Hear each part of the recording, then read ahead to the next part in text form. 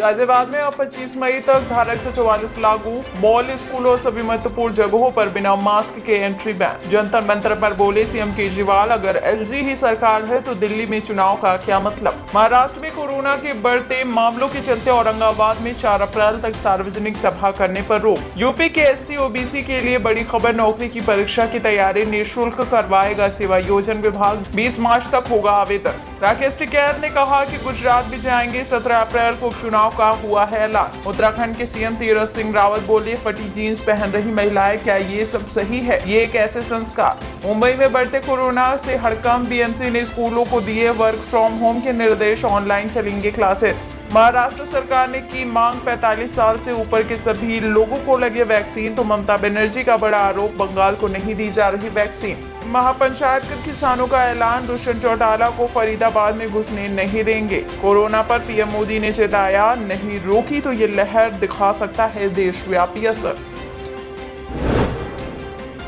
पूर्व मध्य रेलवे समेत कई जोनल रेलवे की ओर से एडवाइजरी जारी की गई है। अब स्टेशनों पर थर्मल स्कैनिंग, मास्क पहनने जैसे नियमों का सख्ती से पालन करना जरूरी होगा अगर आप अपने घर जा रहे हैं। वहीं महाराष्ट्र, पंजाब और केरल से बिहार आने वाले यात्रियों के लिए कोरोना नेगेटिव रिपोर्ट जरूरी होगा। बता दें, ये नियम 17 मार्च से लागू हो चुका है। वहीं रेलवे स्टेशन और एयरपोर्ट पर कोरोना नेगेटिव रिपोर्ट दिखानी होगी। हरिद्वार कुंभ मेला 2021 को लेकर उत्तराखंड राज्य सरकार ने कहा है कि अब हरिद्वार में प्रवेश की अनुमति उन्हें ही होगी जिन्हें कोरोना की वैक्सीन लग चुकी है, और जिन लोगों ने कोरोना की वैक्सीन नहीं लगवाई है वो कोरोना की नेगेटिव जांच रिपोर्ट के जरिए ही हरिद्वार में प्रवेश कर पाएंगे। रेलवे चलाएगा एक और हमसफर एक्सप्रेस जो जम्मू कश्मीर, पंजाब, हरियाणा, नई दिल्ली, यूपी, मध्य प्रदेश, महाराष्ट्र, तेलंगाना, कर्नाटक और आंध्र प्रदेश के लोगों को एक जगह से दूसरी जगह पहुंचाने में काफी मददगार साबित होगा। देश में बढ़ते कोरोना वायरस के मामलों और जारी वैक्सीनेशन को लेकर पीएम नरेंद्र मोदी ने सभी राज्यों और केंद्र शासित प्रदेश के मुख्यमंत्रियों के साथ बैठक की। इस दौरान उन्होंने कहा कि गांव में कोरोना फैला तो दिक्कत बढ़ जाएगी, इसलिए सभी राज्यों को निर्देश दिया कि एक बार फिर से टेस्टिंग, ट्रैकिंग और ट्रीटमेंट पर जोर देने की जरूरत है।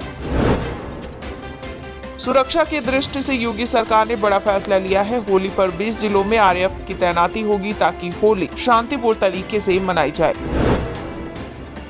कर्नाटक राज्य वक्फ बोर्ड ने ध्वनि प्रदूषण पर लगाम लगाने के मकसद से रात 10 बजे से सुबह 6 बजे तक मस्जिदों में लाउड स्पीकर के इस्तेमाल पर रोक लगा दी है।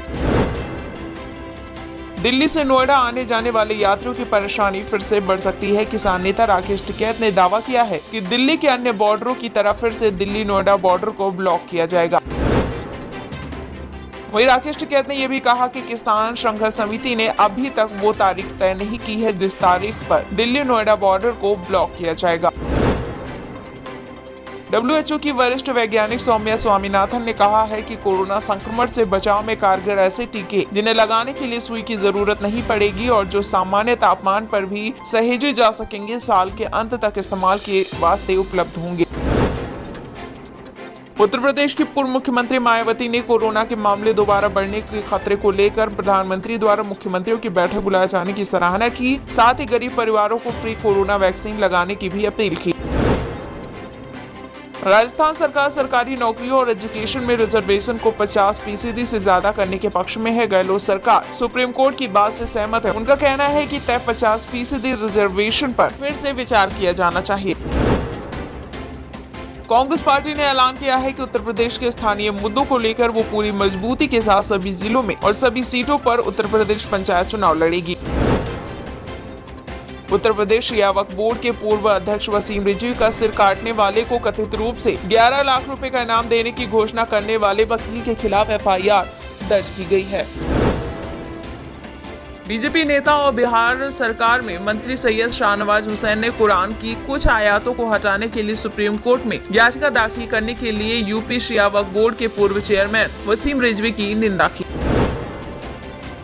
कोविड-19 से हुई देरी तो इस साल आरंभ हो सकता है जनगणना का काम, गृह मंत्रालय ने बताया। प्रयागराज के इलाहाबाद यूनिवर्सिटी की वाइस चांसलर संगीता श्रीवास्तव ने लाउड स्पीकर से आने वाली अजान की तेज आवाज पर आपत्ति जताई और कहा कि उनकी नींद खराब होती है। इस मामले में प्रयागराज के जिलाधिकारी को चिट्ठी लिखकर कार्रवाई की मांग की है। तो वहीं इस पर समाजवादी पार्टी के अनुराग भदौरिया ने बयान दिया कि जब से भाजपा की सरकार बनी है सिर्फ जाति और धर्म की बात कर रही है, रोजगार पर तो जोर ही नहीं दिया जा रहा। वहीं भाजपा के प्रवक्ता नवीन श्रीवास्तव का कहना है कि नमाज करना अधिकार है, लेकिन कोर्ट पहले ही कह चुका है कि लाउड स्पीकर लगाना निजता का हनन है, ये उचित नहीं है। वहीं इस मसले पर मुस्लिम धर्मगुरु मौलाना सैफ अब्बास का भी बयान आया। उन्होंने कहा कि अजान तो सिर्फ 2-3 मिनट की होती है। शिकायत करने वालों को ये भी कहना चाहिए था कि जो सुबह आरती होती है उससे भी नींद खराब होती है। कमल हासन चुनाव प्रचार के लिए ऑटो रिक्शा पर ही निकल पड़े। कमल हासन को ऑटो में देख सभी लोग हैरान और अचंभित रह गए। वहीं वोटरों को लुभाने के लिए कमल हासन ने ये नया दांव चला।